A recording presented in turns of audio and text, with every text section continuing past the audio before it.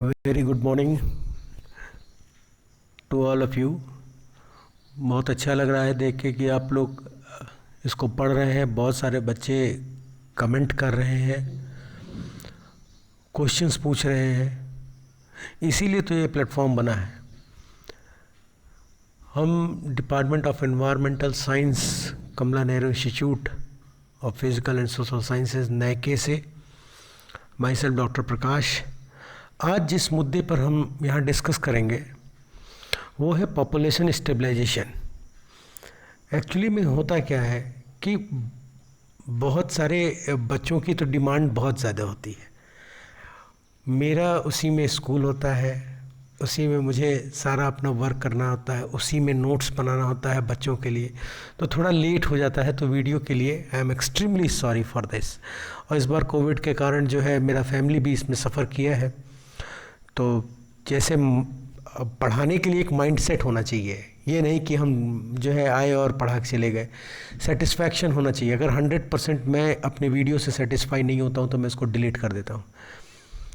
Meanwhile थोड़ा सा stress था, इसीलिए मैंने अपने वीडियोस को नहीं डाला। उम्मीद करते हैं आपको इसके लिए जो भी खेद हुआ है, आई एम एक्सट्रीमली सॉरी, पर अब वीडियो आपको मिलेंगे। आज जिस टॉपिक को हम डिस्कस करेंगे वो है पॉपुलेशन स्टेबलाइजेशन। बहुत ही बर्निंग ये आपका इशू है। बहुत ज़्यादा इस पे लोगों ने क्वेश्चंस पूछे जाते हैं एग्ज़ाम्स में भी, और आप जब कहीं तैयारी करते हैं तो भी। ऑलरेडी मैंने पॉपुलेशन पर इकोलॉजी के लिए एक वीडियो डाल रखा है, वो डिस्क्रिप्शन में आ जाएगा। कुछ चीज़ों को मैं डिस्क्रिप्शन में नीचे लिंक को शेयर करूँगा, आप उसको ज़रूर देखिएगा, बहुत ही इन्फॉर्मेटिव रहेगा। और इसको हम लोग आज डिस्कस करते हैं। स्क्रीनशॉट लेते रहिएगा, वो आपका नोट्स बन जाएगा। नोट्स के लिए परेशान मत होइए, इसका स्क्रीनशॉट ले लेंगे तो आपका नोट्स बन जाएगा। इसमें पूरा मैंने मटेरियल डाल दिया है काम भर का, चाहे आप कोई भी तैयारी करें, पूरा फुलफिल इसमें नोट्स आपको अवेलेबल है। तो माई सेल्फ डॉक्टर प्रकाश, एक बच्चे ने पूछा था मुझसे, सर आपका पूरा नाम क्या है? तो मेरा पूरा नाम है डॉक्टर प्रकाश चंद्र तिवारी। तो इसमें आज हम लोग पॉपुलेशन स्टेबलाइजेशन का शुरुआत कर रहे हैं। एक चीज़ मैं आपको और महत्वपूर्ण बताना चाहता हूँ, फिर से हम 60 क्वेश्चन को ऑल ओवर इंडिया से कलेक्ट कर रहे हैं। अभी तक आपने मेरे जितने भी वीडियो इस पर अपलोड हैं, जो भी आप लोगों ने सबने देखे हैं, नोट्स बनाया है, तो यदि उसमें कोई क्यूरी होती है तो आप प्लीज़ हमारे इस नीचे दिए गए नंबर पर व्हाट्सअप कर दीजिएगा। हम उन 60 क्वेश्चन की जो लिस्ट है उसमें शामिल कर लेंगे और उसको हम लोग यहाँ पर डिस्कस करेंगे। तो शुरू करते हैं। पॉपुलेशन स्टेबलाइजेशन है क्या? पॉपुलेशन देखिए सब बना हुआ है, आपको बस स्क्रीनशॉट लेना है, समझिए इसको। मैटर क्या होता है ना कि अगर आप समझ गए किसी मैटर, किसी भी मटेरियल कंटेंट को, तो फिर आपको लिखने में दिक्कत नहीं होगी। और हमेशा जान लीजिए, कभी भी एग्ज़ाम दे रहे हों, शार्ट क्वेश्चंस आते हैं बहुत सारे जगहों पर। बीएससी इन्वायरमेंटल साइंस या बीएससी के पेपर फर्स्ट ईयर के ऑब्जेक्टिव हैं। ऑब्जेक्टिव पढ़ने का मैं आपको फिर एक ही मूल मंत्र बताऊंगा, पूरी किताब पढ़िए। कभी भी ऑब्जेक्टिव के लिए कोई भी क्वेश्चन बैंक खरीद कर मत पढ़िए, आप क्लियर कंसेप्ट आपका नहीं हो पाएगा। और ऑब्जेक्टिव सॉल्व करने के लिए कंसेप्ट का क्लियर होना बहुत ज़्यादा ज़रूरी है। यही नियम सिविल सर्विसेज में लगता है, यही चीज़ सभी एग्ज़ाम में लगता है जो कंपटीशन बेस होते हैं। कई सारे बच्चे हमसे ये भी कहते हैं कि सर आप थोड़ा कंपटीशन बेस भी डाला कीजिए। तो फ़िलहाल तो मैं इसी पर अपने मटेरियल्स को ही ऐड करूँगा। कंपटीशन के लिए बहुत सारे हैं लोग जो वीडियोस डालते हैं और मोनेटाइजेशन के पीछे भागते हैं। मेरा मतलब मोनेटाइजेशन नहीं है, मेरा मतलब है एजुकेशन। मैं यहाँ पे बिजनेस के लिए कभी नहीं आया हूँ, मैं यहाँ एजुकेशन, शिक्षा, क्योंकि अभाव है, आप इसको मानिए चाहे ना मानिए, अभाव है अच्छे टीचर्स का। गिन के 10 टीचर होंगे एनवायरमेंटल साइंस के पूरे इंडिया में, पूरे इंडिया की बात कर रहा हूँ मैं, 10 एनवायरमेंटल साइंस के टीचर जो बहुत डेडिकेटेड होकर बच्चों को पढ़ाते हैं, जिनसे बच्चे हेजिटेट नहीं करते होंगे क्वेश्चन पूछने से। तो टीचर्स की कमी है। आप जब पढ़ने से एक्सप्लेन करके आगे बढ़ोगे, पढ़ के, तो आप टीचर बनोगे तो यू आर बेस्ट, आप अपना बेस्ट दोगे। और हमें टीचर्स की कमी रहेगी इस फील्ड में, क्योंकि इसमें अपॉर्चुनिटीज़ बहुत हैं। डिस्कस करते हैं। फिर स्टेबलाइजेशन को समझिए। पहले स्टेबलाइजेशन मतलब ये नहीं होता है कि हम रोक दें, नहीं, स्टेबलाइजेशन मतलब होता है कि चलता रहे एक यूनिफॉर्म मोड पर। इसको और सरल भाषा में समझिए, जैसे हम साइकिल को चलाएं, अगर बहुत तेजी से चलाएं वो भी अच्छा नहीं है, साइकिल को रोक के उस पर बैठ जाएं वो भी सही नहीं है। एक यूनिफॉर्म मोशन, एक ऐसे मोशन में हम चले जिसको हम जब चाहें तब अपने कंट्रोल में कर लें, तो वह प्रक्रिया स्टेबलाइजेशन कहलाती है। बहुत सारे मैनेजमेंट में भी स्टेबलाइजेशन पढ़ाया जाता है। मैं MBA को भी पढ़ाया हूँ तो मुझे मालूम है उनके सब्जेक्ट के बारे में। स्टेबलाइजेशन में हम किसी चीज़ को इक्विलिब्रियम में लाने की तरफ बढ़ते हैं, और इक्विलिब्रियम में आने का क्या मतलब होता है? अगर कोई चीज़ इक्विलिब्रियम में है तो it should be easily managed and controlled. उसी तरह पॉपुलेशन स्टेबलाइजेशन में हम पॉपुलेशन ग्रोथ को देखते हैं एक स्टेबलाइज्ड इक्विलिब्रियम फॉर्म में। मतलब एक बच्चा एक पैदा हो रहा है, एक मर रहा है, तो ये स्टेबलाइजेशन है। एक धरती पर आया, एक गया, एक आया, एक गया, तो ये स्टेबलाइजेशन की तरफ बढ़ रहे हैं हम। ये नहीं कि हम बस रोक दिए, कोई नहीं आया, लोग जा ही रहे हैं। तो ये अगर इस तरह की हरकत करेंगे तो ये डेमोग्राफिक चेंज को जो है कोलेटरली डैमेज कर देगा, जिससे किसी भी देश में जो है अफरा तफरी का माहौल या हाहाकार का, जिसको आप कहते हैं, माहौल बन सकता है। तो स्टेबलाइजेशन, अभी एक एग्ज़ाम का मैं पढ़ रहा था, उसमें वुमेन वेलफेयर का एक एग्ज़ाम होता है, उसका एक मुझे पेपर मिल गया, एक बच्चा मेरा स्टूडेंट था, उसको दिया है। उसमें एक क्वेश्चन आया था, ज़ीरो पॉपुलेशन क्या होता है। बहुत साल पहले की बात है, अभी 2-3 साल हो गया। तो जब मैं इसका वीडियो बना रहा था, मैंने नोट्स बना रहा था, तो मुझे वो पेपर मिल गया। ज़ीरो पॉपुलेशन ही पॉपुलेशन स्टेबलाइजेशन को कहा जाता है। ज़ीरो क्यों कहते हैं? ज़ीरो मतलब क्या होता है? If you are in math, अगर आप मैथमेटिक्स से हैं, आप समझिए ज़ीरो क्या है। Zero is a non negative positive integer, it is a point value of equilibrium. Now you are getting my point, है ना। ज़ीरो क्या है? नॉन नेगेटिव, पॉजिटिव, ना ही वो नेगेटिव है ना ही वो पॉजिटिव है, इंटीग्रल वैल्यू है, और ये वैल्यू इक्विलिब्रियम को शो करती है। मूवमेंट हो रहा है पर ये इक्विलिब्रियम स्टेट है। तो जो निष्कर्ष निकला कि birth plus immigration is equal to death plus migration का जो इक्वेशन आप यहाँ पे देख रहे हैं, ये इक्वल होना चाहिए, इक्वल होना चाहिए। जरूरत क्यों पड़ रही है इस चीज़ों की? जरूरत क्यों पड़ रही है? कभी गौर किया है वाई? और जब भी हम पॉपुलेशन स्टेबलाइजेशन की बात करते हैं तो आप एक गौर करिएगा एक चीज़, कभी भी यह बात जो है लोकल लेवल पर नहीं होती है, यह हमेशा ग्लोबल लेवल पर होती है, हमेशा ग्लोबल लेवल पर होती है। जो बातें आज सरकारें कर रही हैं जनसंख्या को लेकर, जो ये आज की बात नहीं है, ये एकदम भी आज की बात नहीं है। अभी आपको मैं कुछ डेटास बताऊंगा, आप ताजुब करेंगे। भारत जान रहा है कब से, 1951 में जब पंचवर्षीय योजनाओं का प्रारूप बनना शुरू हुआ, तो 1952 में भारत पूरे दुनिया का पहला ऐसा डेवलपिंग नेशन था। प्लीज राइट डाउन, ये जनरल नॉलेज है। भारत दुनिया का पहला ऐसा डेवलपिंग नेशन था जिसके पास पॉपुलेशन नियंत्रण करने की पॉलिसी आ गई थी। देख रहे हैं? देखिए, सरकारें आती जाती रहती, नो मैटर, पॉलिसीज रन करती हैं, पॉलिसीज रन करती हैं। इसको समझिएगा, जो पहली सरकार ने पॉलिसी बनाई वो दूसरे में कंटिन्यू होगी, तीसरे में कंटिन्यू होगी, उसमें कोई भी बदलाव नहीं होगा। हाँ, उसमें ऐड होगा, उसमें ऐड होगा, उससे सब्ट्रैक्ट नहीं होगा। तो 1952 में भारत दुनिया का पहला ऐसा देश था जिसके पास जनसंख्या नियंत्रण कानून था। आप ताजुब करेंगे, यकीन ही नहीं होता हमको। तो हम तो जब इसको पढ़े तो हमें तो शॉक रह गया। मैं कहा अरे यार, इंडिया, नॉलेज की कोई सीमा ही नहीं है, कितना भी पढ़ लो लगता है कम ही है। तो इंडिया जो है वो दुनिया का एक लीडर बनकर उभरा।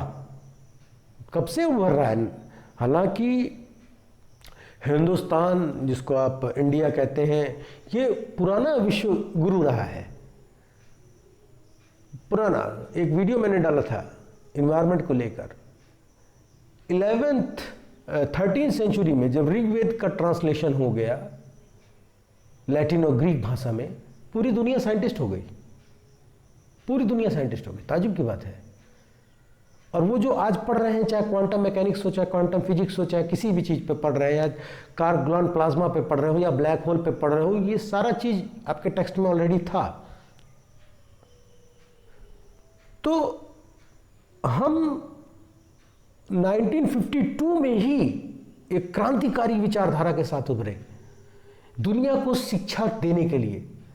पॉलिसीज मेकर हमारे बाबा साहब भीमराव अंबेडकर, पंडित जवाहरलाल नेहरू जैसे पॉलिसीज मेकर, ये लोग डिज़ाइन किए उन पॉलिसीज को। राजेंद्र प्रसाद जी, श्रीमती इंदिरा गांधी जी का पूरा जो 1972 का ड्रीम था, उसकी न्यू 1952 में ही रख दी गई। 1952 में जब इंडिया के पास पहली पॉलिसी आई जनसंख्या को लेकर, क्यों लानी पड़ी?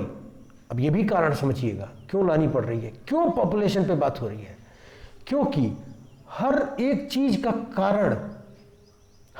कारण बढ़ रही जनसंख्या है। और दुनिया की किसी भी पॉलिसी मेकर के पास ऐसा कोई टेक्निक नहीं है जिसमें हम जनसंख्या को कंट्रोल कर ले जाएं, हैंड ब्रेक लगा दें, ये जानते हुए भी कि यही एक समस्या है। आपको खाद्यान्न का संकट है, जनसंख्या आपकी ज़्यादा है। आपको ट्रैफिक में जाम फंसे हैं, नंबर ऑफ कार्स ज़्यादा नहीं है, नंबर ऑफ पीपल्स ज़्यादा हैं। गौर कीजिएगा, समझ रहे हैं?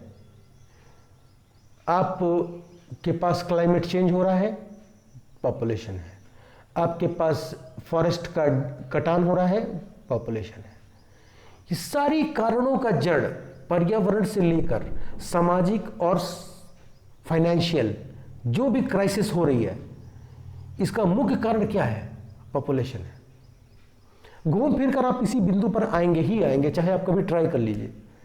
कहीं भी आप ऐसे आप रोड में जा रहे हो और जाम में आप फंस जाए, आप इसको ट्राई करिएगा मेरी बात को।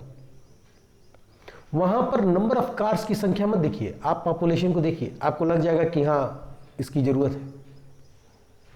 एक घर में 3 बच्चे हैं, आपको मैं बताऊं, एक घर में 3 बच्चे हैं, तीसरा अगर गर्ल चाइल्ड है, समझ रहे हैं, उसका एजुकेशन सफ़र करेगा। क्योंकि माइंडसेट है हमारे देश के लोगों में कि जो है, अरे लड़कियों का तो चूल्हा चौका काम है। वाह भाई, कल्पना चावला को नहीं देख रहे हो? तमाम IPS IAS लड़कियां बनी। तो वो फेज जो है वो उन गर्ल चाइल्ड एजुकेशन पर भी इंपैक्ट डालेगा। इसीलिए जरूरत है। तो उस दौरान एक पॉलिसी बनी कि हम दो हमारे दो। हमें मालूम है कि अगर माता पिता दोनों ही कमाने लगे तो माँ एक बच्चे को, पिता एक बच्चे को फीड करे अगर, तो दोनों की एजुकेशन अच्छी हो जाएगी। पर in case of third one, you should have to compromise somewhere, either in form of financial, either in form of education, either in form of your liabilities. समझ रहे हैं? हमको compromise करना पड़ेगा, and then in case of this compromise, the third one will suffer. हमेशा से वो सफ़र करेगा, and this is not good for that person or child or infant. वो उसके लिए सही नहीं है। क्योंकि अगर आपको ताजुब होगा, चाहे आप हिंदू धर्म की बात करें, चाहे आप इस्लाम की बात करें, चाहे आप क्रिश्चियनिटी की बात करें, चाहे आप सिख की बात करें, आप दुनिया के किसी भी मजहब की बात करिए, I am free to talk here, कहता है कि जिनको आप अच्छी शिक्षा, अच्छा खाना, अच्छा पोशाक आप दे सकते हैं, उन्हीं को जब आप देने की उसमें आ जाएं दायरे में, तभी आप किसी भी आत्मा या रूहानी आत्मा को, जो बच्चे हैं, आत्मा भगवान का रूप होते हैं ऊपर वाले का, तभी आप उनको इस धरती पर लाएं। कितनी बढ़िया बात कही गई।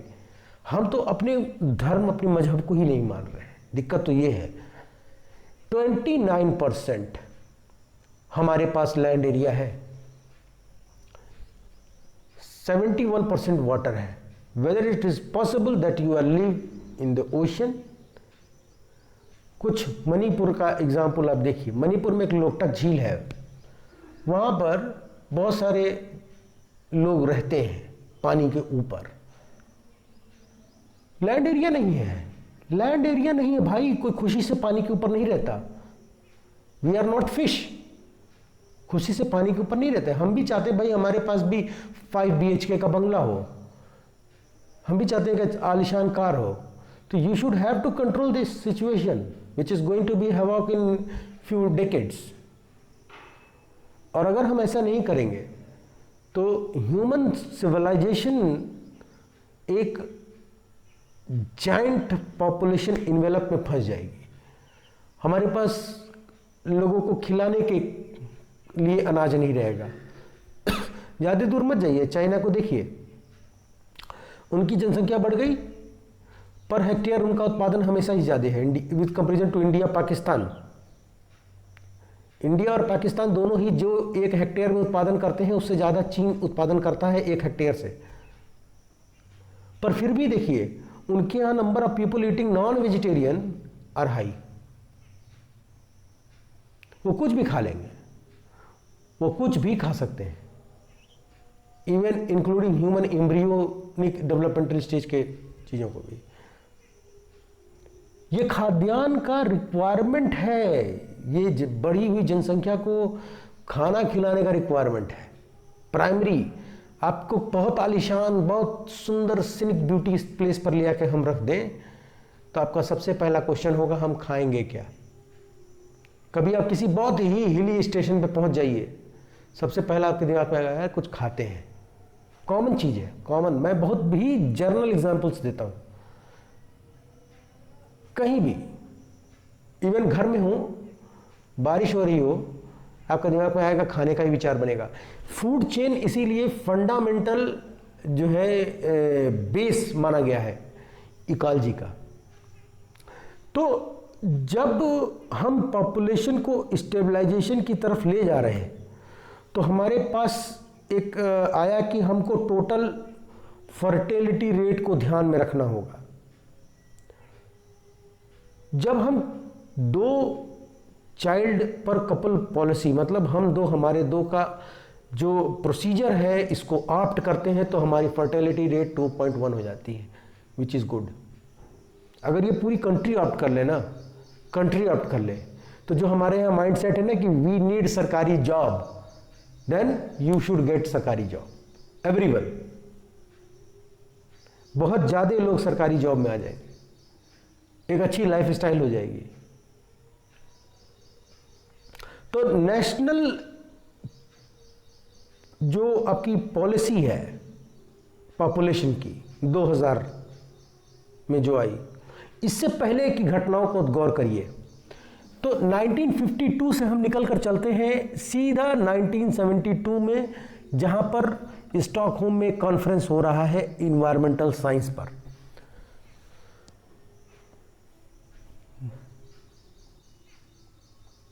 तो जो वो कॉन्फ्रेंस है जिसमें इंदिरा गांधी ने एक तिवारी कमेटी को वहां अपॉइंट कर रखा है, और वह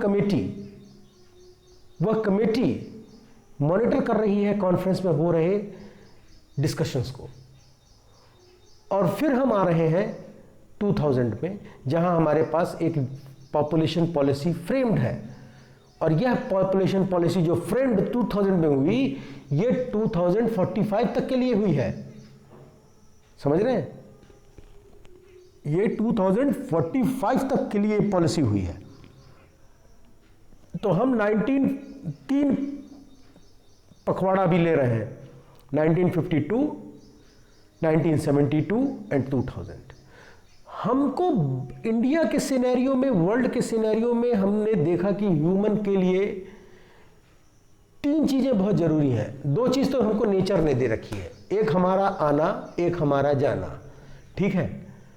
मतलब आना जाना मतलब ये नहीं कि मैं कमरे में आया और कमरे से चला गया, नहीं नहीं। एक हमारा बर्थ, एक हमारा डेथ। ये फिक्स्ड है, ये फिक्स है। आया है सो जाएगा, राजा रंक फकीर, कोई भी हो वो जाएगा। विधि कोई भी हो, जाने का तरीका कोई भी हो। क्योंकि हम जब पैदा होते हैं तो हमारा नाम, एक बार मैंने बताया भी था, हमारा एक ही नाम होता है, चाहे हम लड़का हो चाहे लड़की। बेबी हुआ है, ठीक है।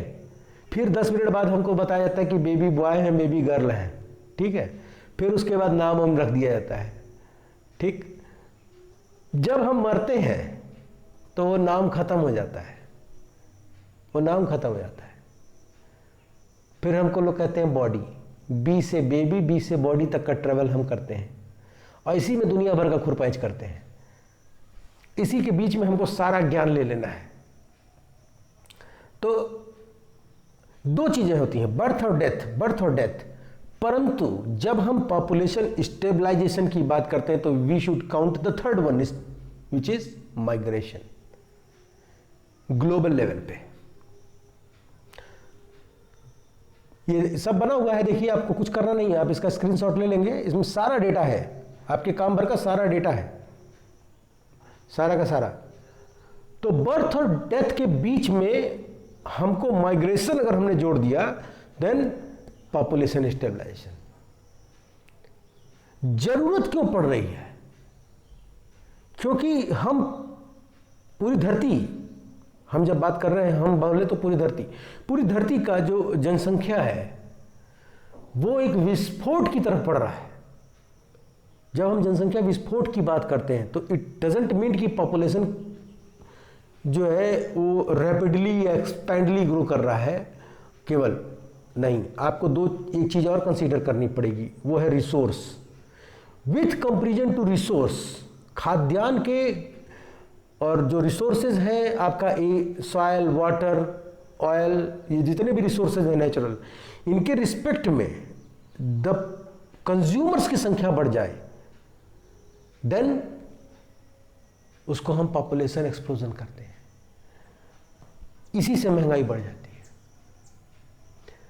भाई, आपकी जनसंख्या ज्यादा है, आपके पास रिसोर्स कम है, डिमांड ज्यादा है, सप्लाई कम है, तो रेट हाई करेगा, रेट हाई करेगा।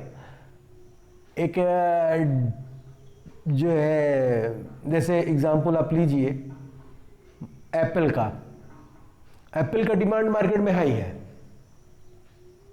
उसने अपने सप्लाई को कंट्रोल कर रखा है। डिमांड बढ़ रही है, डिमांड बढ़ रही है, वो प्राइस बढ़ाएगा। समझ रहे हैं?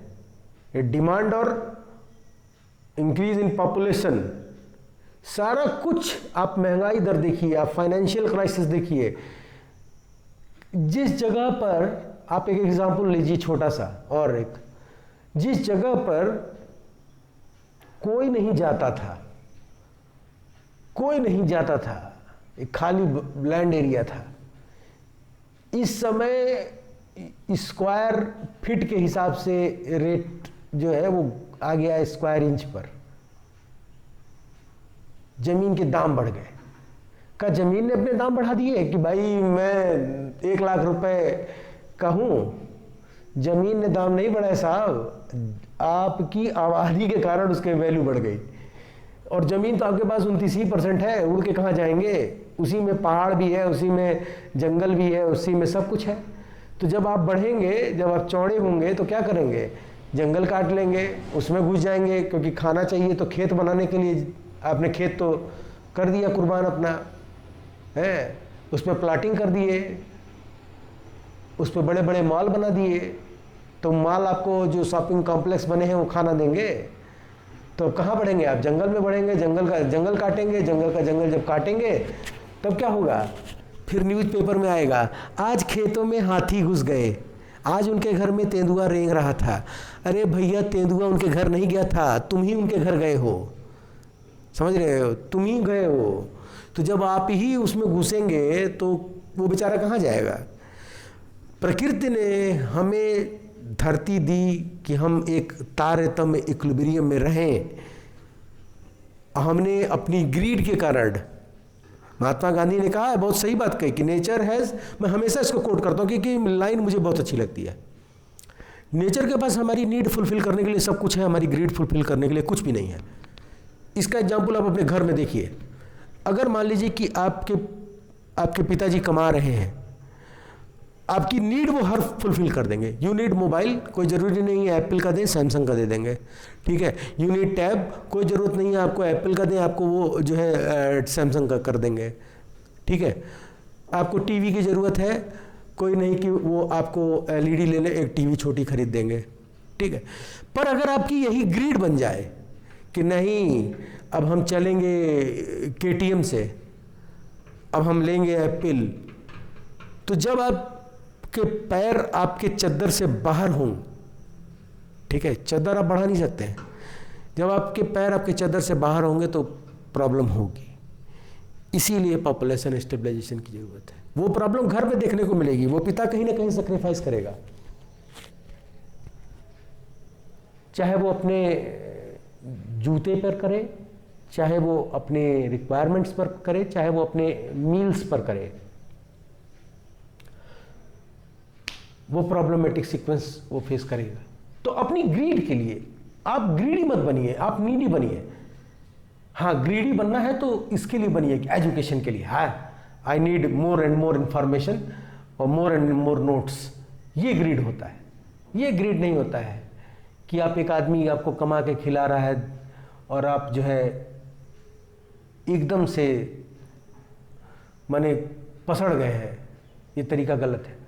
अब ऐसे ही मान लीजिए घर में 4 बच्चे हों और सब के सब ग्रीडी हो जाए तो सर्वाइवल है? नहीं है। फिर आप गलत काम करेंगे।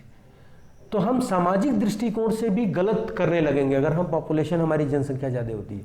फाइनेंशियल दृष्टिकोण से भी हम गलत करेंगे, पर्यावरण के दृष्टिकोण से भी हम गलत करेंगे और सारे के सारे कॉन्सिक्वेंसेस हम भोगेंगे। हम भोगेंगे इसको। हम चीन जितना, आप चाहे आप इसको अच्छा मानिए चाहे बुरा मानिए, हम चीन जितना अनुशासित नहीं है।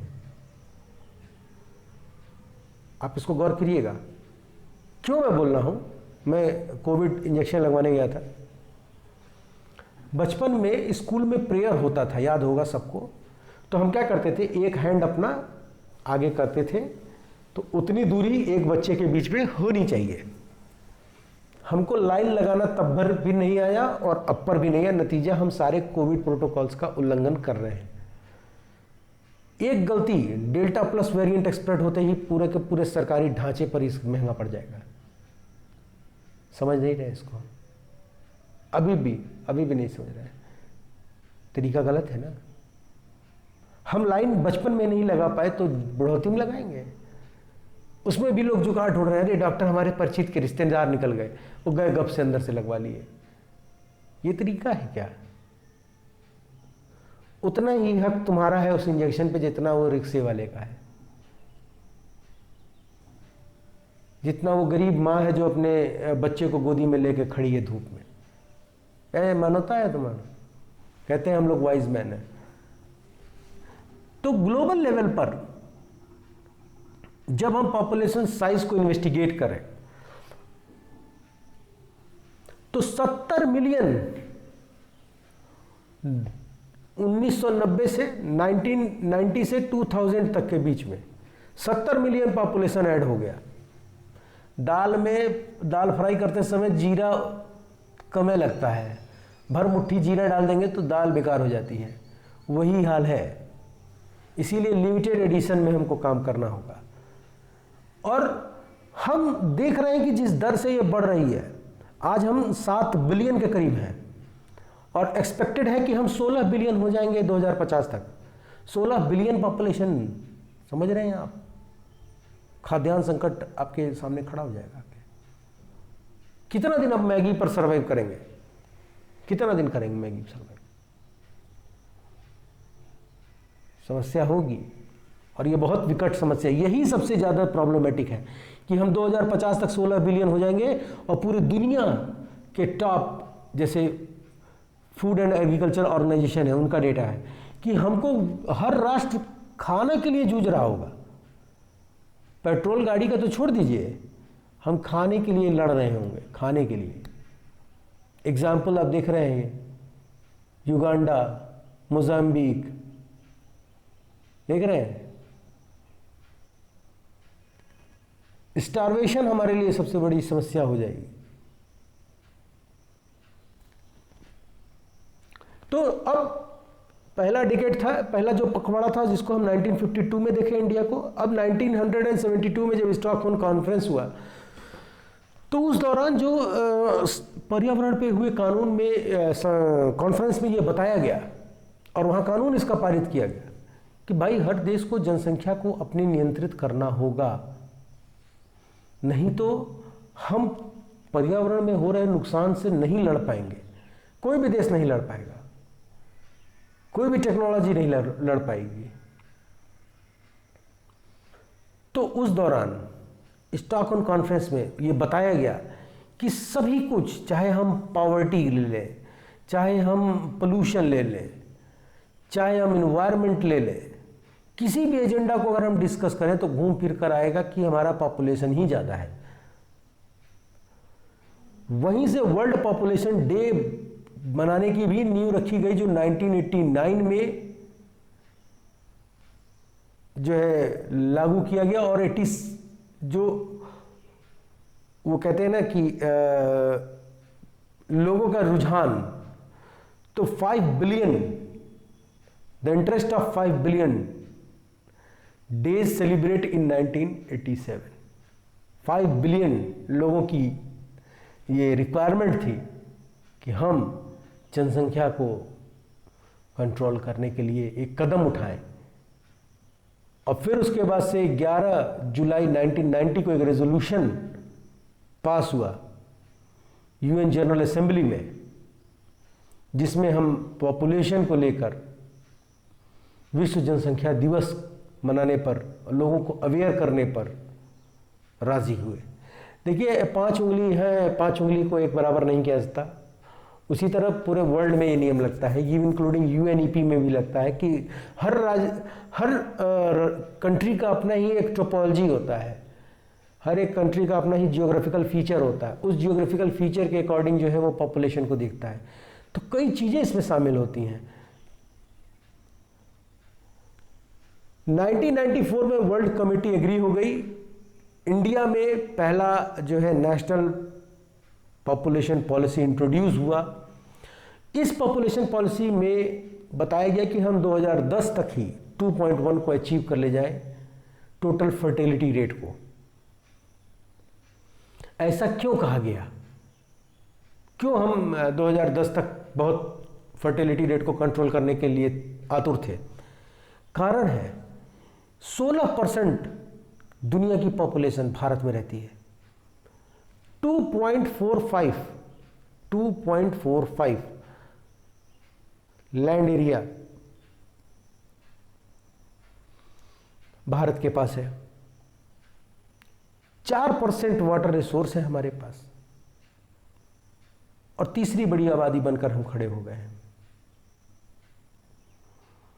2011 में सेंसस हुआ, जनगणना। इसमें बताया गया कि इंडिया की जो पॉपुलेशन है 1.21 बिलियन है, मतलब 121 करोड़।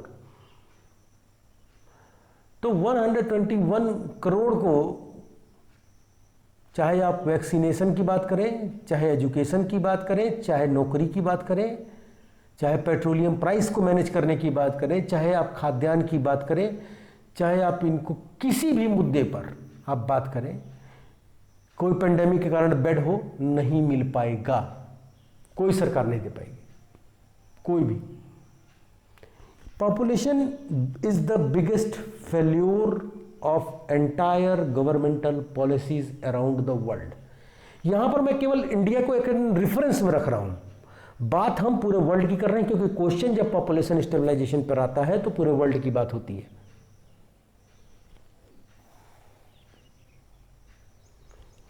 इंडिया के सिनेरियो में जब हम एज स्ट्रक्चर की बात करें तो 65% से अबव 5.5% पॉपुलेशन है। 15 से 64% हमारे पास 64.9% पॉपुलेशन है। 0 से 14% हमारे पास 29.7% की आबादी है। यही देखिए, चाइना को अगर हम टैक्टिकली हराना चाहें तो बहुत इजी है, क्योंकि चाइना की 65% आबादी तो बुजुर्ग है। 65% आबादी तो उनके यहाँ की ओल्ड एज पर्सन है।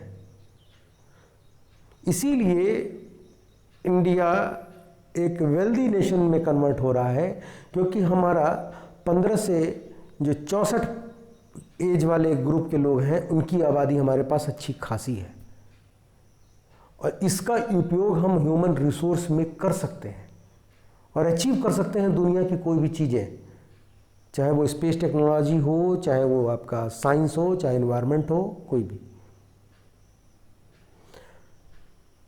हम इंडिया के पॉपुलेशन को देखें अगर स्टेप में, तो 36 करोड़ हम 1951 में थे और 2011 में हम 121.01 करोड़ हो गए। हमारा बर्थ रेट, जो हमारा सिंपल रजिस्ट्रेशन सिस्टम है सार्स, इसके अनुसार जो टोटल फर्टिलिटी रेट था वो 6.0 था, वो 2.3 तक 2016 में देखने को मिला। अभी भी हमको इसको 2.1 पर रखना है। हमको कम करना होगा, क्योंकि आप हर चीज़ के लिए आप देखिए, आप कोई भी आयाम में देख लीजिए, जितना भी मैंने बोला है, चाहे आप महंगाई को देखिए, चाहे आप शिक्षा को देखिए, चाहे आप जो है पर्यावरण को देखिए, चाहे आप नौकरी को देखिए, सब में बढ़ती हुई जनसंख्या ही जिम्मेदार आप पाएंगे। हमें पॉपुलेशन को रोकना नहीं है ना, हमें पॉपुलेशन की ग्रोथ को स्लो डाउन करना है, बस स्लो डाउन करना है। एक बार एक कांग्रेस की पॉलिसीज के डिबेट को मैं देख रहा था, उस डिबेट में एक बहुत अच्छी बात कही गई। मैं फिर कह रहा हूँ, सरकारें आती हैं जाती हैं, जो पॉलिसीज़ हैं वो रहती हैं। उसमें एक बहुत अच्छी बात कही गई कि अगर हम जो अपने शादी का जो ड्यूरेशन है उसको हम 5 साल आगे टाल दें, 5 साल के लिए, तो हम अपनी आबादी को कंट्रोल कर ले जाएंगे। टैक्टिकल बातें उसने बताई। जैसे मान लीजिए कि शादी किसी एक समुदाय या एक जो है इलाके में, उत्तर प्रदेश ही हो गया, या 25 पर अगर कोई मैरिज कर रहे हैं, तो हम उसको 5 साल के लिए अगर और टालें तो हमारी एज हो जाएगी 30, ठीक है। और ऐसा ही अगर 10 लाख लोग, 1 करोड़ लोग कर दें केवल 5 साल, जो मैरिज ड्यूरेशन है उसको 5 ईयर एक्सटेंड कर दें, हमारी आबादी ऑलरेडी 2.1 हो जाएगी, ऑलरेडी 2.1 हो जाएगी। Child marriage is the biggest problem for the population stabilization. कई चीज़ों को हम फेस कर रहे हैं, एक एक पॉइंट को हम आगे अभी डिस्कस भी करेंगे। यहां पर एक टर्म आता है पॉपुलेशन मोमेंटम। मोमेंटम क्या है? मोमेंटम, गाड़ी में मोमेंटम होता है ड्यू टू टार्क, इनर्शिया, ठीक है। तो मोमेंटम, अगर हम पॉपुलेशन का जो आपका टेंडेंसी है जो कि कंटिन्यू है विथ रेफरेंस टू टाइम, जब हम टाइम को उसमें ऐड कर देंगे किसी भी चीज़ में, तो वो मोमेंटम में आ जाएगा। जब हम टाइम को ऐड करेंगे तो वो मोमेंटम में आ जाएगा। देखिए ये 2 बार यहाँ पर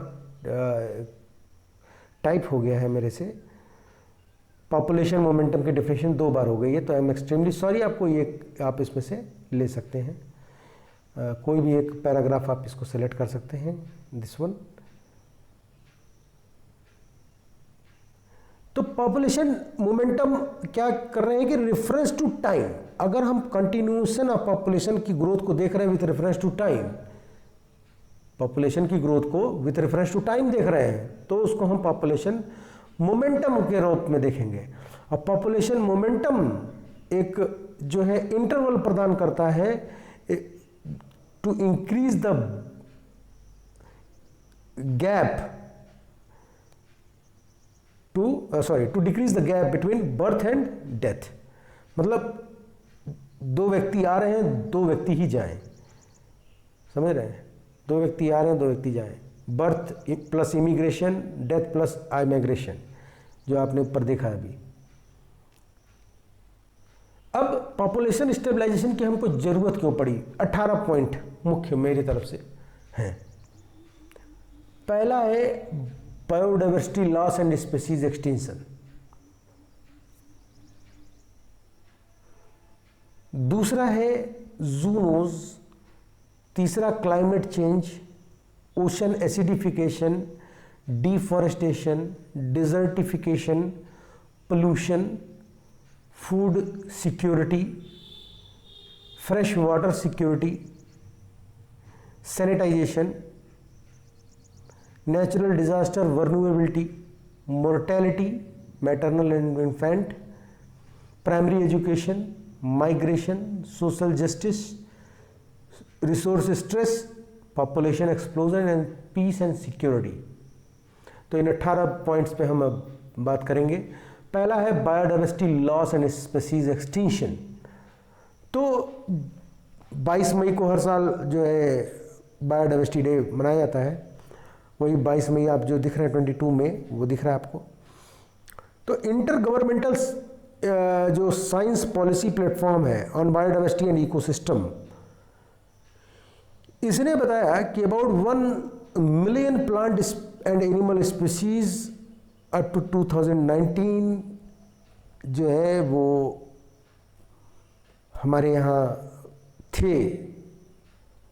हर साल बहुत सारे जो आपके मिलियंस ऑफ स्पीसीज हैं वो एक्सटिंक्ट हो रहे हैं, जैसे थैलेनिया, क्वागा, सी काऊ, डोडो बर्ड, पैसेंजर पीगन, ये सारी चीज़ें विलुप्त होने के कगार पर आ गई। थ्रेटेंड एंड इंडेंजर्ड स्पीसीज का जो वीडियो हमारा है इसमें वाइल्ड लाइफ एक्ट में आप उसको देख सकते हैं। तो जैसे जैसे बायोडाइवर्सिटी लॉस और स्पीसीज एक्सटिंक्शन होगा, वैसे वैसे हमारे धरती पर कई सारे संकट एक साथ आएंगे। अल्बर्ट आइंस्टीन ने कहा था कि केवल अगर मधुमक्खी को हम गायब कर दें तो 5-6 साल में धरती की आबादी जो है वो बहुत ज़्यादा खतरे में आ जाएगी, मनुष्य विलुप्त होने लगेगा, क्योंकि पॉलिनेशन से ही सब कुछ होता है।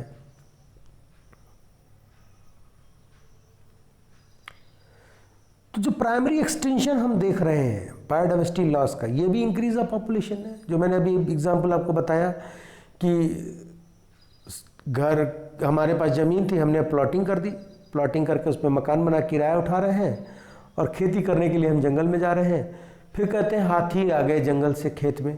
अरे भैया, जंगल से खेत में हाथी नहीं, तुम जंगल में गए हो, समझ रहे हैं।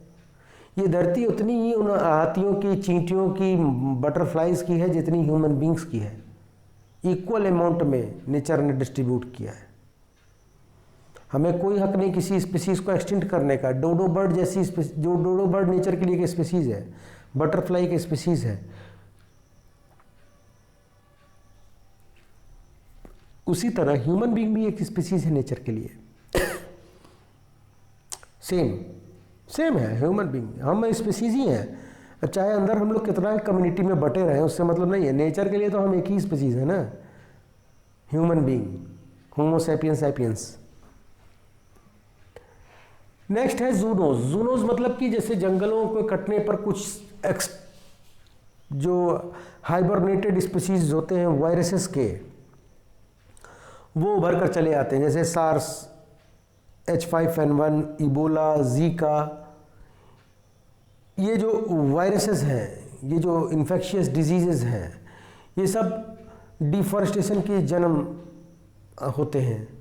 हाँ, कोविड-19, SARS-CoV-19 जो कोरोना वायरस है, it is designed bye the human being. कि एक जेनेटिक इंजीनियरिंग का बहुत खूबसूरत वो था, बहुत खूबसूरत था। इससे हम कुछ विकास के काम कर सकते थे, पर हमने इसको जो है एज एन बायोलॉजिकल वेपन इस्तेमाल कर लिया। खैर, वो सब अपनी इंटरनेशनल पॉलिसीज़ हैं। तो Zika virus, Ebola, bird flu, H1N1 आज तारीख है, जो आज ईद है और आज एक बच्चा का डेथ हुआ है इसमें, और वो ट्रांसफॉर्मेशन देखा गया है H1N1 का ह्यूमन में। बर्ड फ्लू के वायरस का ह्यूमन में ट्रांसफॉर्मेशन हो गया, जंपिंग। तो ये जो आपका वाइल्ड लाइफ से जंप कर ह्यूमन रेस में आएगा, जैसे एड्स आया, एक्वायर्ड इम्यूनोडिफिशियंसी सिंड्रोम, वो आया HIV, ह्यूमन इम्यून वायरस। तो ये जो वायरसेस हैं जो सदियों से हाइबरनेट अवस्था में हैं, जंगलों के कटने पर, फॉरेस्ट फायर लगने पर ये प्रोवोक्ड हो जाते हैं, ये अपने हाइबरनेशन पीरियड से बाहर आएंगे। और ये हाइबरनेशन पीरियड से बाहर आना इनका ख़तरनाक है for human being, for human survivability. क्योंकि जो है मनुष्य बहुत ही सेंसिटिव प्राणी है, हल्का सा मौसम बदल जाए तो जुकाम हो जाता है। ऐसा वायरसेस के साथ नहीं होता है, वो सर्वाइव करते हैं लंबे समय तक। फिर इसके बाद से क्लाइमेट चेंज को हम जान ही रहे हैं। 43.1 billion ton carbon dioxide human activities से 2019 में रिलीज हुआ। और ये जो मौसम में, क्लाइमेट में चेंज है, वो हमारी छोटी छोटी गतिविधियों से ही लिंक्ड होकर काम करता है, छोटी छोटी गतिविधियों से। जैसे जब हम क्लाइमेट चेंज की बात करते हैं, तो क्लाइमेट चेंज ऐसे नहीं हो जाता है। क्लाइमेट चेंज दो फैक्टर से होता है। एक होता है फैक्टर आपका इंटरनल, एक एक्सटर्नल। इंटरनल फैक्टर में ह्यूमन बीइंग आते हैं, उनकी एक्टिविटीज़ आती हैं, ठीक है। एक्सटर्नल में सन का अर्थ से रिलेशनशिप, उसका ऑर्बिटल चेंज, उसका पोलर चेंज, सोलर फ्लेयर्स, ये सारी चीज़ें इसमें आती हैं। तो ह्यूमन एक्टिविटीज़ इंटरनल की अगर हम बात करें क्लाइमेट चेंज में, तो जितना ज़्यादा हम जो है पोल्यूशन या डिफॉरेस्टेशन एक्टिविटी करेंगे, उतना ही ज़्यादा हम अपने वायुमंडल में ग्रीन हाउस गैस के कंपोजिशन को इंक्रीज करेंगे, और increase in green house gas result in climate change.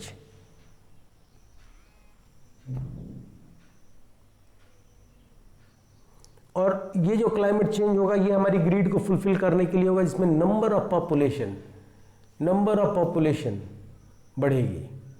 तो जब नंबर ऑफ पॉपुलेशन बढ़ेगी, तो हमको अपने पॉपुलेशन के डिमांड को मैनेज करने के लिए हमें डिफॉरेस्टेशन करना होगा, क्योंकि हमें अर्बनाइजेशन चाहिए, हमें इंडस्ट्रियलाइजेशन चाहिए, हमें एग्रीकल्चरल सेक्टर में बूम चाहिए। तो ये सब कहाँ से आएगा?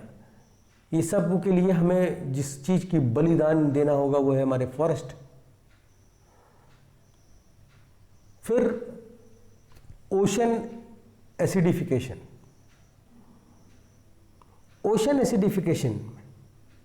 हमारे जो इंडस्ट्रियल रिवोल्यूशन से कार्बन डाइऑक्साइड इमिट हो रहा है, वो हमारे ओशन की एसिडिटी 30% इंक्रीज कर चुका है। ओशन का एसिडिक होना डैमेज करेगा हमारे सी फूड रिसोर्सेस को, डैमेज करेगा हमारे कोरल्स को, कोरल ब्लीचिंग भी हो सकता है। तो ये प्रोसेस क्या है? समुद्र धरती पर 71%, और ये 71% जो वाटर बॉडी है, ये एब्जॉर्ब करती है कार्बन डाइऑक्साइड को in presence of atmospheric pressure. समुद्र में सबसे ज़्यादा कार्बन डाइऑक्साइड एब्जॉर्ब होता है और वहाँ पे मौजूद कोरल्स और प्लैंटोनिक सिस्टम्स जो हैं वो उसको यूज़फुल ऑक्सीजन में कन्वर्ट करते हैं ताकि वहाँ का इकोसिस्टम मेंटेन रहे। अब अगर हम जैसे जैसे इसको एसिड करने लगेंगे, 30% तो कर ही दिए, एसिडिफिकेशन करेंगे तो क्या होगा नतीजा? जो हमारा फूड रिसोर्स भी तो है, मरीन इज ऑल्सो हमारा फूड रिसोर्स, तो वो मछलियाँ मरने लगेंगी, ख़त्म हो जाएगा फूड रिसोर्स। फूड रिसोर्स ख़त्म होने पर बहुत सारे जो लोग हैं धरती पर, आपको पता है धरती पर नॉन वेजिटेरियन की संख्या ज़्यादा है in comparison to vegetarian. They depend upon mainly food resources available from the seas और ओशंस, मैराइन रिसोर्सेज, तो ये मैराइन फूड रिसोर्सेज, तो ये चीज़ें इम्पैक्ट में आएंगी और ये चीज़ का इम्पैक्ट में आना एक अलग ही हैवॉक कंडीशन को क्रिएट करेगा। तो ocean acidification is also cause due to the population, rapid population growth. More and more population is growing in terrestrial environment, more and more we pollute our oceans. Deforestation, another big problem. इस धरती पर जब Stockholm conference हुआ तो उसमें एक निर्णय लिया गया कि पूरे धरती पर 33% फॉरेस्ट एरिया, फॉरेस्ट कवर होना ही चाहिए। हर कंट्री का 33% होना चाहिए। हर स्टेट पे ये जिम्मेदारी दी गई कि उनके पास जो फॉरेस्ट कवर होगा वो 33% होगा। पर हुआ क्या? नहीं, हम 23 से 30%, 23 से 24% के बीच में झूल रहे हैं। Massive increase in population result massive deforestation large scale पर। और हम जानते हैं कि forest are also known as lungs of this planet. Amazon, Congo basin, Sumatra, Indonesia, top class के फॉरेस्ट, और we are deteriorating, clear cutting these forest. In reverse what we get only the massive amount of carbon dioxide in our atmosphere. This massive amount of carbon dioxide in atmosphere, what it does, it simply increase the greenhouse gas, resulting climate change, resulting mass destruction of coastal area, resulting maximum damage to the financial and human lives in any country, either developed or developing. आप देख रहे होंगे Germany, America, ये सब, China बाढ़ और आग से जूझ रहे हैं। ये क्या है? These are the terms which we are facing. These are consequences which we are seeing is climate change. Is due to climate change. देखो ये सब चीज़ें तब दिखेंगी ना जब तुम को ये सब्जेक्ट तुम्हारे अंदर भर जाए। मुझे ये दिखता है सारी चीज़ें, चाहे जर्मनी में आया फ्लड हो, 27 बच्चे गायब हो गए, बह गए पानी में। अमेरिका में लगी आग हो, फॉरेस्ट फायर हो, उत्तराखंड की आग हो, चाहे हम आपका ज्वालामुखी का फटना देख रहे हैं, चाहे समुद्र का एसिडिफिकेशन देख रहे हैं, चाहे चीन में आया फ्लैश फ्लड देख रहे हैं, उत्तराखंड में क्लाउड बस्ट देख रहे हैं, ये सब क्लाइमेट चेंज से रिलेटेड है। आप इसको मानिए चाहे ना मानिए, एक एक पॉइंट क्लाइमेट चेंज से रिलेटेड है। जैसे जैसे हम डिफॉरेस्टेशन करेंगे पहाड़ों पर, टेरेस्ट्रियल तराई इलाकों पर, निचले इलाकों पर, फुटहिल्स पर, हम डिजर्टिफिकेशन को प्रोवोक करेंगे। 2 बिलियन पीपल सूखे ड्राई लैंड एरिया में रहने को मजबूर हैं। 100 कंट्री में, 100 countries around the world, 2 billion people are suffering from this situation, including India.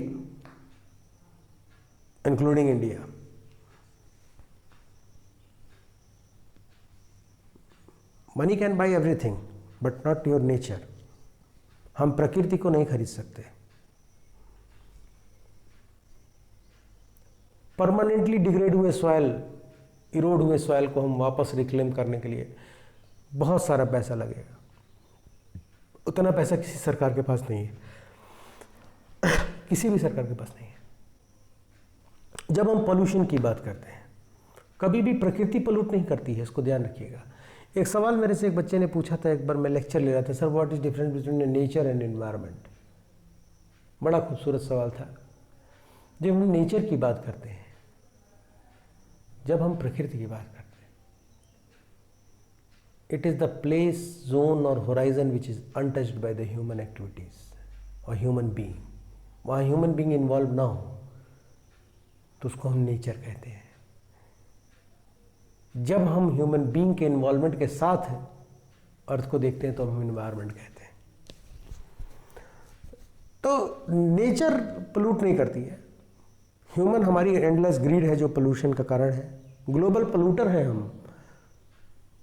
We are the wise man and we are the global polluter and we are also the person who is in the story of Kalidas.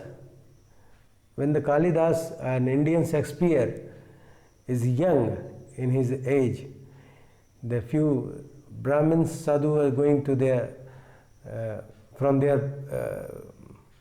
area, and they saw that a man is cutting a branch of tree by its own axe and standing on the branch and cutting it. तो मैंने जिस डाल पर वो बैठा है उसी को वो काट रहा है। तो जो हम हैं ह्यूमन बीइंग, चाहे हम कोई भी नेशन के हो, चाहे इंडिया के हो, पाकिस्तान के हो, चाइना के हो, अमेरिका के हो, जर्मनी के हो, कहीं के भी हो, ह्यूमन बीइंग है तो हम वही हैं। जिस पेड़ की डाल पर बैठे हैं उसी पेड़ की डाल को आरी से काट रहे हैं। हमको ये नहीं मालूम है कि नेचर, शायद मालूम भी हो कि हमारे बिना नेचर चल सकती है, प्रकृति हमारे बिना भी काम कर सकती है। Nature didn't need human being.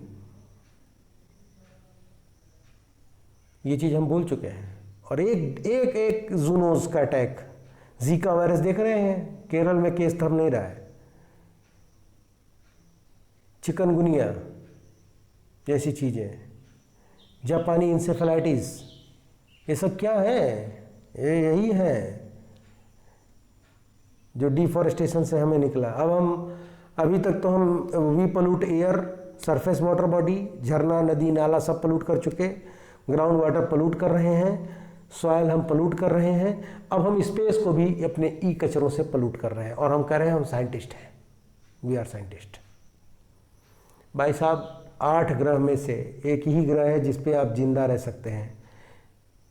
Elon Musk साहब कह रहे हैं कि धरती के मनुष्यों को मार्स पे बसना चाहिए। वो तो उनका बिजनेस है ना, स्पेस एक्स से उनका बिजनेस है। वो उस पर यात्रियों को बैठाएंगे और मंगल पर ले छोड़ देंगे। मंगल पर रहने के लिए तनख्वाह बिल गेट्स के बराबर होनी चाहिए, तब आप जाने का विचार सोचिए। और हर देश, दुनिया के लोगों की तनख्वाह बिल गेट्स के बराबर नहीं है।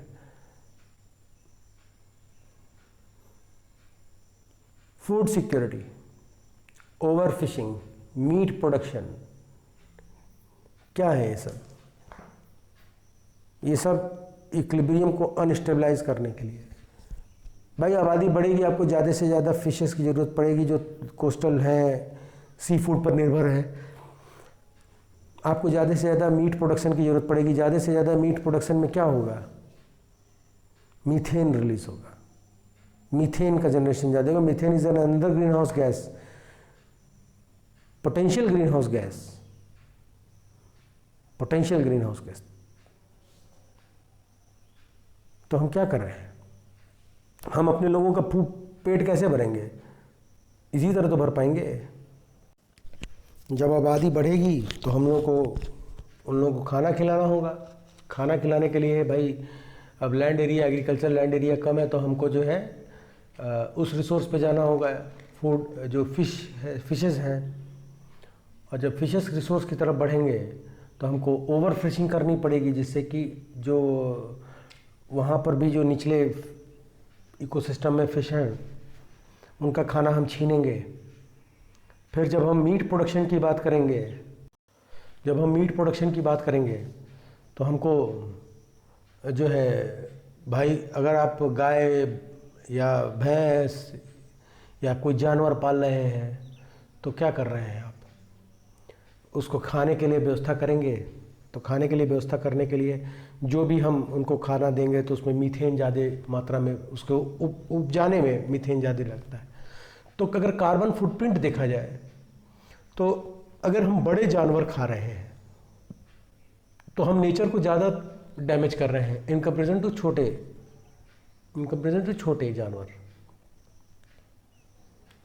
क्योंकि हम मीथेन और मीथेन से लड़ नहीं पाएंगे। पोटेंशियलिटी ज़्यादा है। और ग्रीन हाउस गैस को ये नहीं है कि आप 100 पेड़ लगा दिए एक दिन में तो खींच ले जाएगा, बहुत समय लगेगा। तो ये एक प्रॉब्लम हमारे धरती पर खड़ी हो जाएगी। वैसे भी एक डेटा है जो ये आप देख रहे हैं फूड एंड एग्रीकल्चर ऑर्गेनाइजेशन का, FAO का, इसमें लिखा है कि 690 million people Chronicle hunger index बना है दुनिया का, हंगर इंडेक्स, हैप्पी इंडेक्स, ये सब गूगल पे आप देखिए, ताजुब करेंगे आप। हंगर इंडेक्स, अभी कोरोना काल में आप अमेरिका में देखिए, लाइन लगी है, कार से गए हैं लोग खाना लेने, खाना।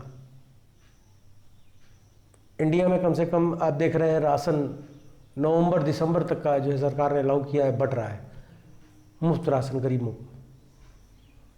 तो आबादी अगर और बढ़ती रहेगी तो हम कितना मुफ्त राशन खिलाएंगे। क्योंकि वो राशन जो मुफ्त आज सरकार बांट रही है उसको खरीदी है किसानों से, तो वो पैसा जो लॉस में उसके जा रहा है उसको कहीं से कहीं रिकूप करेगी, चाहे वो टैक्स के माध्यम से रिकूप करे चाहे कहीं से करे, तो दाम तो बढ़ेगा ही बढ़ेगा। अब सिंपली आप देखिए कि 60 रुपये किलो सरसों है, 3 किलो सरसों को से 1 लीटर तेल निकलता है, तो 1 लीटर तेल की कीमत 6 6 12 6 18 180 रुपये हुई। पैकेजिंग, हैंडलिंग, ट्रांसपोर्टेशन चार्ज को जोड़ दें तो 200 रुपये ऐसे ही हो गया वो। तो 200 रुपये से कम में अगर आपको सरसों का तेल मिल रहा है तो आप जो है मिलावट का तेल खा रहे हैं, सीधी सीधी बात। उसमें कोई ना कोई ऑयल तो मिला ही है।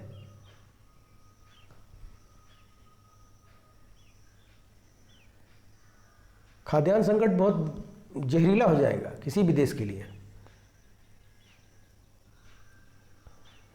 Fresh water security, 2.2 billion people lack of safe drinking water in this world. Even India is a country which is blessed by rivers, but हमारे पास भी सेफ ड्रिंकिंग वाटर की दिक्कत है, सेफ ड्रिंकिंग वाटर की problem है। बहुत इलाकों में साफ पानी नहीं है पीने की बात कर रहा हूँ मैं, अभी तो बाकी छोड़ दीजिए आप, एग्रीकल्चरल और कपड़ा धुलना, नहाना, ये सब तो छोड़ दीजिए, ये सब सेकेंडरी है, इंडस्ट्रियल सेकेंडरी है। पीने की बात करें खाली तो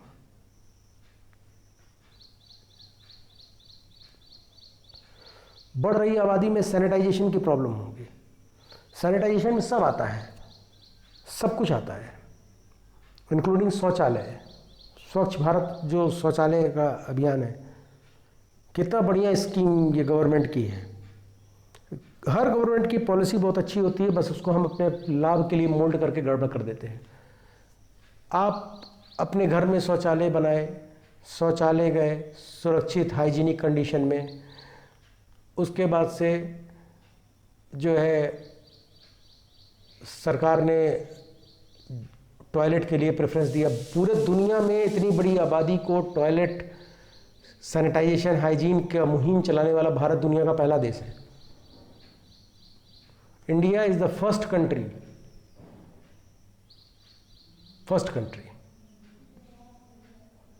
हम सब में फर्स्ट थे। हम पॉपुलेशन को कंट्रोल करने में, कानून बनाने में भी पहले थे, हम सैनिटाइजेशन को भी ठीक करने में पहले थे।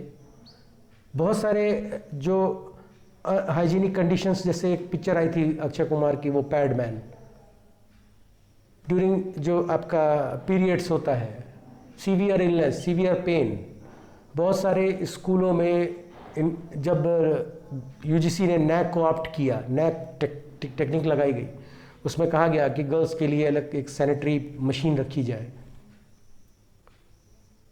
सैनिटरी पैड्स का इस्तेमाल करना। बहुत सारी लड़कियां उस दौरान स्कूल नहीं आते हैं, उनका कॉलेज उतना दिन का गैप हो जाता है, कई सारी औरतें का डेथ हो जाता है इस पर सैनिटाइजेशन की वजह से। कितने लोगों को मालूम ही नहीं है कि जो अभी भी भारत में अशिक्षा है, हम शौच के बाद हाथ धुलें, कितने लोग जानते हैं? लिमिटेड, ताजुब करेंगे आप, लिमिटेड, बस खाली पानी से हाथ धुल लिए। No no no, this is not sanitization, this is not sanitization. फिर नेचुरल डिजास्टर वल्नरेबिलिटी की बात आती है, ये सबसे खतरनाक चीज़ है। डेटा देखिए आप, ये डेटा मैंने डिजास्टर मैनेजमेंट इंडेक्स से लिया है। 60% धरती का 60%, जो किसका 60%, वो टेरेस्ट्रियल एनवायरनमेंट जो 29% है, 29 का 60% अर्थक्वेक प्रोन एरिया है। 40 million hectare flood prone, 8% cyclone prone, 69% drought prone, 30 million people हर साल डिजास्टर से इंपैक्ट में आते हैं ऑल ओवर द वर्ल्ड।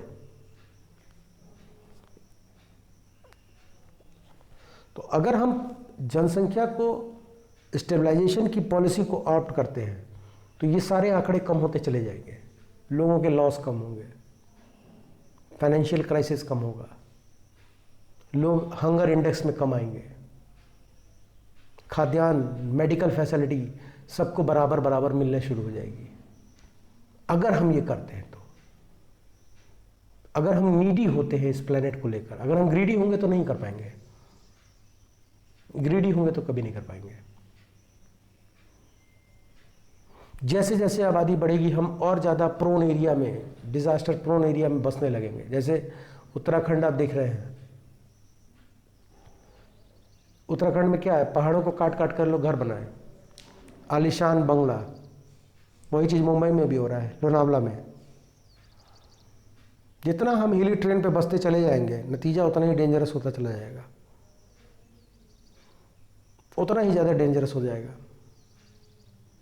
और ये condition with reference to life जब आती है ना, तो बहुत ज़्यादा डिजास्टर्स हो जाती है, बहुत ज़्यादा डिजास्टर्स।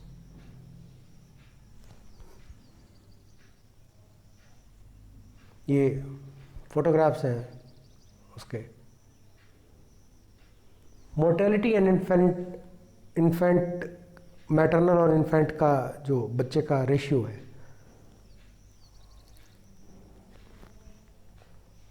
ग्लोबल आंकड़े देखिए आप, 300,000 women die every year during pregnancy related complications.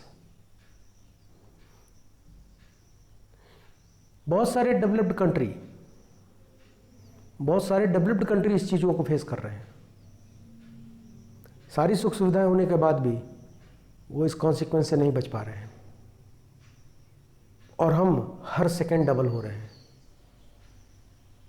हर सेकंड कोई ना कोई जन्म ले रहा है,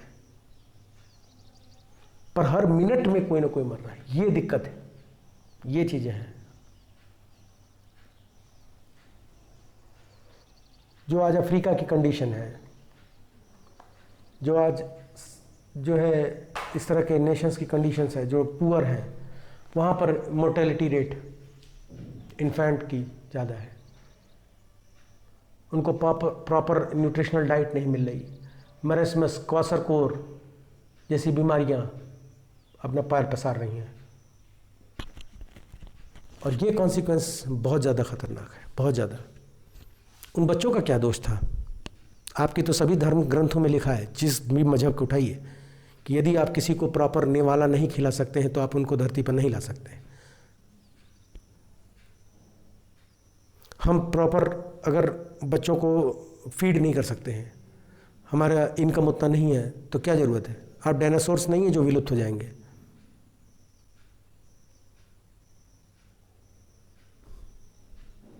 ये आप आंकड़े देखिए, इतने खतरनाक आंकड़े हैं पूरे वर्ल्ड लेवल पर, पूरे वर्ल्ड लेवल पर, not including India, it include China, America, Africa, England. Migration is the biggest, one more biggest problem. Migration मतलब कि आप वहाँ से माइग्रेट करके फिर दोबारा वहाँ नहीं आएंगे। अब चाहे माइग्रेशन के लिए कोई चीज़ रिस्पॉन्सिबल हो, चाहे फूड स्कार्सिटी रिस्पॉन्सिबल हो, चाहे टेररिज्म रिस्पॉन्सिबल हो, कोई भी चीज़ रिस्पॉन्सिबल हो, माइग्रेशन। ये अमेरिकन्स, बराक ओबामा ने स्टेटमेंट दिया था कि ड्यू टू ग्लोबल वार्मिंग जैसे जैसे समुद्र का सतह बढ़ेगा, तटवर्ती लोग माइग्रेट कर कर ट्रॉपिकल एरिया में हिल की तरफ मूव करेंगे, और जब मूव करेंगे तो वहाँ पर जहाँ पर वो मूव करेंगे वहाँ माइग्रेशन के कारण food scarcity, stress, resource stress, ये सारी चीज़ें क्रिएट होना शुरू हो जाएंगी। और ये कॉन्सिक्वेंस हम देख रहे हैं, ये कॉन्सिक्वेंस हम देख रहे हैं, और बहुत जल्दी बहुत ज़्यादा देखेंगे। ये भी हमको एक तरह के गृह युद्ध की तरफ ले जाता है। सोशल जस्टिस की बात करें, न्याय, समाज में सबको समान रहने का बराबर का अधिकार है। जितना ऑक्सीजन का इस्तेमाल हम कर सकते हैं उतना आप भी करते हैं। जो खाना खाने का अधिकार हमको है वही आपको भी है, जो फ्रेश एयर का अधिकार आपको है वही हमको भी है।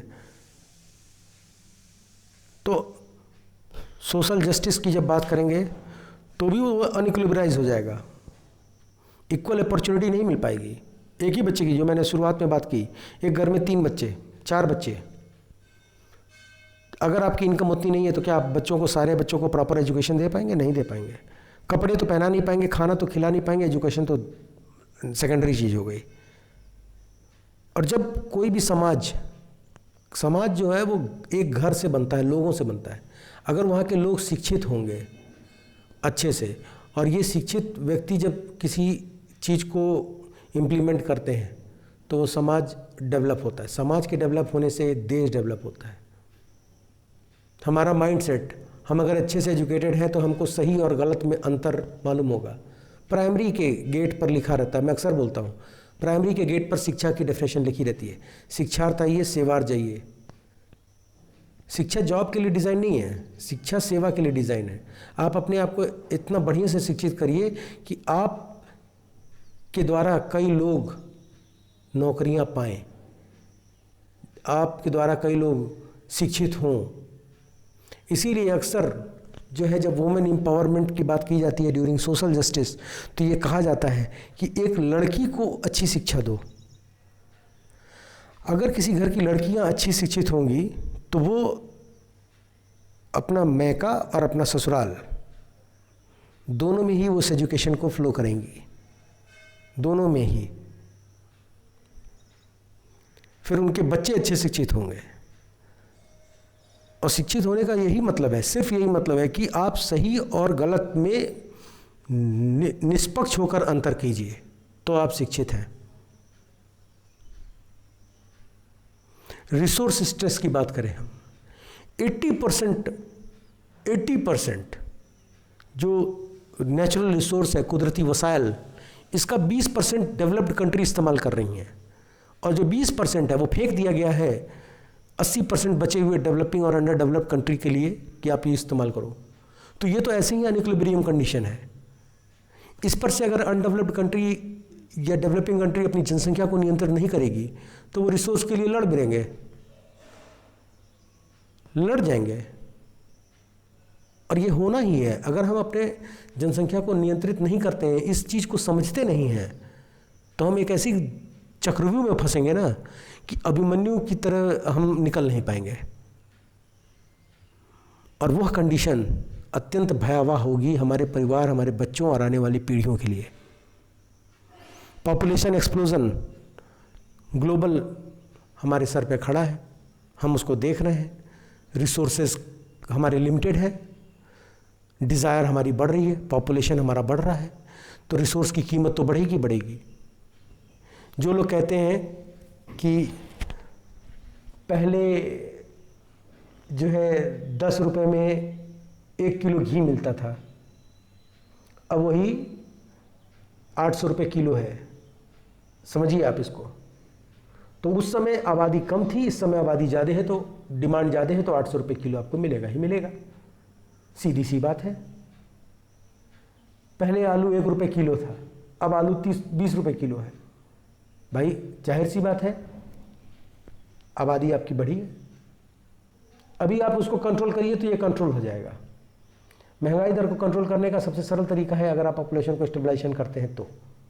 सही आंकड़े हम सरकार को कभी दिए नहीं। अभी जो सेंसेक्स हुआ 1.21 बिलियन डेटा दिखाया, 121 करोड़ लोग हम लोग हैं। जब जनसंख्या गणना वाले गए, कहाँ गड़बड़ी होती है देखिए, जनसंख्या गणना वाले गए, आपके घर में 5 लोग हैं, आप बताए 4, ठीक है। अब कोई कोरोना जैसा पेंडेमिक फैला तो सरकार को आपको फैसिलिटेट करना है बाय इंजेक्शन, तो आप सरकार के पास तो डेटा 4 लोगों का है, आप हैं 5, तो एक आदमी का डेटा गया ना। फिर उसके बाद से आप बता दीजिए 7 हैं, तो आपके पास है 5, तो 2 लोग और आपके पास आया 7।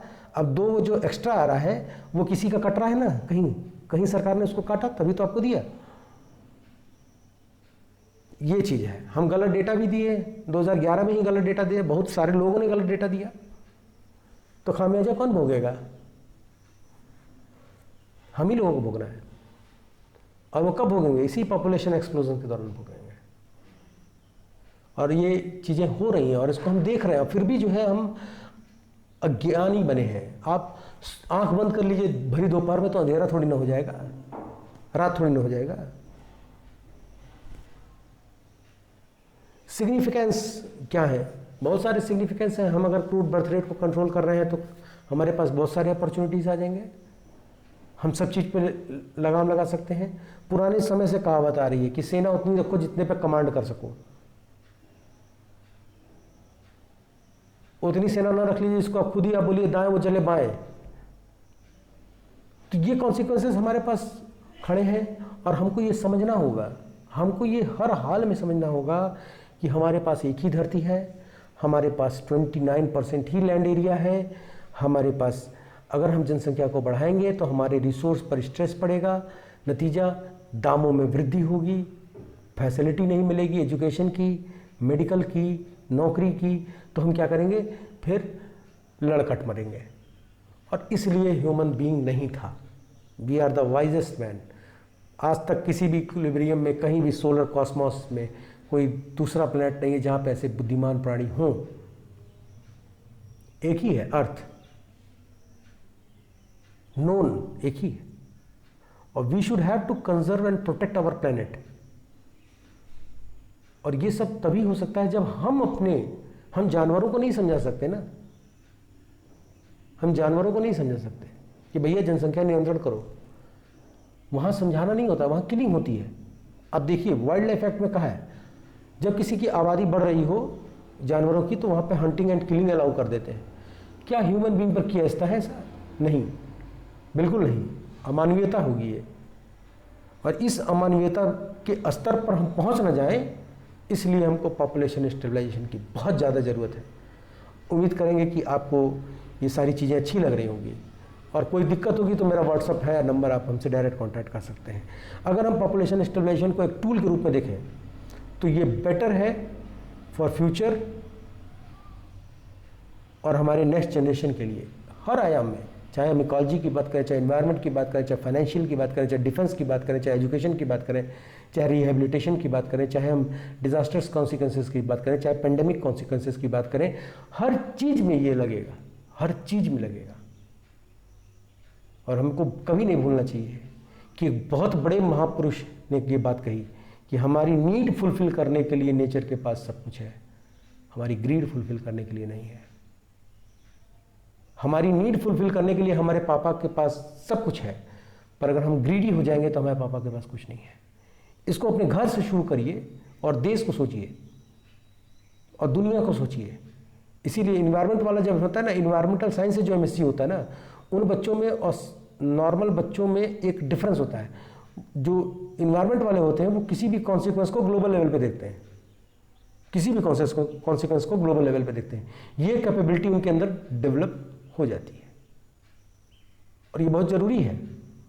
और इसीलिए मैं एम्फेसाइज करता हूँ इन्वायरमेंटल एजुकेशन सिस्टम में। इसीलिए खैर आप लोगों को बता दूँ, नई शिक्षा नीति में इन्वायरमेंटल साइंस आपका आ गया है। ग्रुप उसमें 3 बांटे गए हैं, A, B, C और B में इन्वायरमेंट है आपका। Thank you very much. और मैं फिर आपको पुनः आपसे क्षमा चाहूँगा कि वीडियो कुछ लेट में पहुँचा, पर अब वीडियोस मैं धीरे धीरे बना रहा हूँ और इसमें अपलोड कर दूँगा और करता रहूँगा। Thank you, have a nice day, खुश रहिए। कोई भी क्वेश्चन हो तो आप हमसे पूछ सकते हैं। मेरा व्हाट्सएप नंबर ऑलरेडी उसमें दिया हुआ है।